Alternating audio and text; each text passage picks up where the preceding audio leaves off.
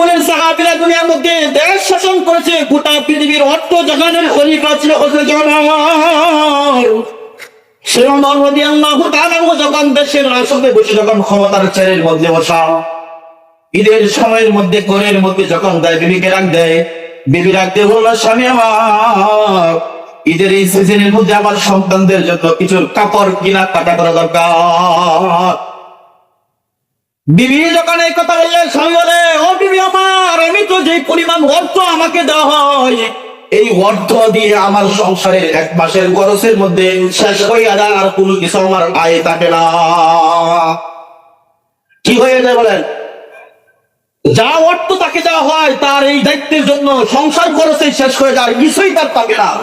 বলে দিবি আমি দিব প্রত্যেকে। অথচ এই দেশের এক একজন এমপি মন্ত্রীকে, এদেশের যতগুলা মন্ত্রী আছে, 1,70,000 করে টাকা দেওয়া হয়। ঘর বাড়ি যেটা যেটা বাদ দিয়ে, গাড়ি খরচ, কাপড় স্ত্রী যা আছে, ওষুধ পাতি যা আছে, সব মিলে 1,70,000 করে টাকা দেওয়া হয়। আর যা ফ্ল্যাট দেয় ওটা বাদই দিলাম।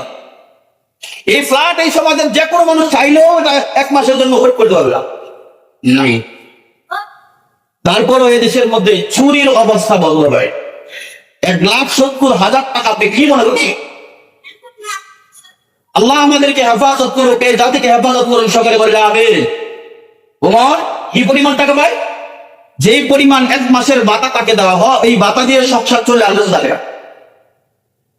এবার মনস্রী রাখতে হলো, আপনি তো সমাজের মধ্যে একজন গভর্নর, আপনি যদি চান তাহলে তো আপনি একজন সমাজের থেকে আপনার যে ভাতাটা আছে অগ্রিম এক মাসের ভাতা নিয়ে নিতে পারেন। কয় মাসের ভাতা নেবে?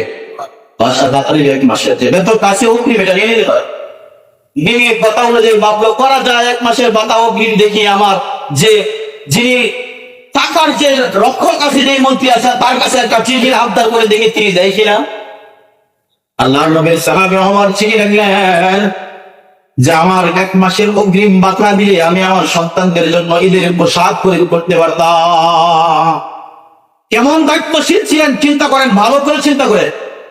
যিনি রক্ষক তিনি তার চিঠি লেখার পর আল্লাহর নবীর সাহাবীর কাছে আবার পুনরায় একটা চিঠি লিখলেন, আর চোখের পানি ছেড়ে ছেড়ে তিনি কান্না করলেন, ও জামানের মালিক, তুমি তাকাইয়া দেখো, এমন একজন খলিফা যিনি এই জাদু জামানের জামানের বাদশা, তার ঘরের মধ্যে খাবার নাই, খাবার আছে কিন্তু তার ঘরের মধ্যে যে সন্তানকে কাপড় কিনে দিবে একশা কোনো টাকা নাই। ও জাহানের মালিক, তুমি তাকাইয়া দেখো কেমন পরিবার মধ্যে দিয়েছো।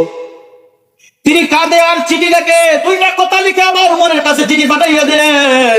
আল্লাহর নবীর সাহাবীর কাছে ওমরের কাছে পাঠানো, আপনি নবীর সাহাবী, এতে আমার কোনো সন্দেহ নাই, আপনি একজন সৎ গভর্নর, এতে আমার কোনো সন্দেহ নাই, আপনার থেকে ভালো মানসিক সমাজে পাওয়া কঠিন, এতে আমার কোনো সন্দেহ নাই। কিন্তু আমাকে 2টা কথার যদি গ্যারান্টি দেয় তাহলে আমি আপনাকে অগ্রিম এক মাসের বেতন পাতা আমি তো আপনাকে দিয়ে দিব।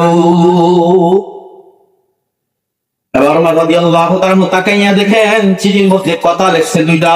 1 নাম্বার কথা আপনি বলেন, এই দুনিয়ার মধ্যে আপনি যে অগ্রিম এক মাসের বেতন চেয়েছেন, অগ্রিম 1 মাস আপনি বেঁচে থাকবেন, এটার গ্যারান্টি দেন।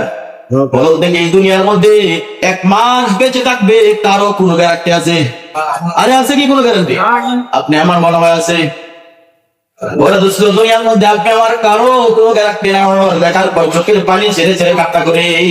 কি জন্য কান্না করে?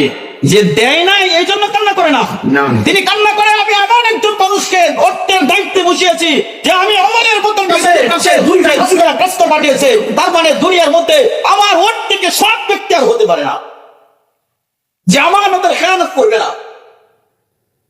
দ্বিতীয় কথা বলে, ওমর আপনি বলেন দুনিয়ার মধ্যে অগ্রিম যে টাকাটা আপনি নিতে চান 1 মাসের জন্য, এই 1 মাস পর্যন্ত এই সমাজের মানুষ আপনাকে ওই ক্ষমতার ছেলের মধ্যে বসাইয়া রাখবে কিনা?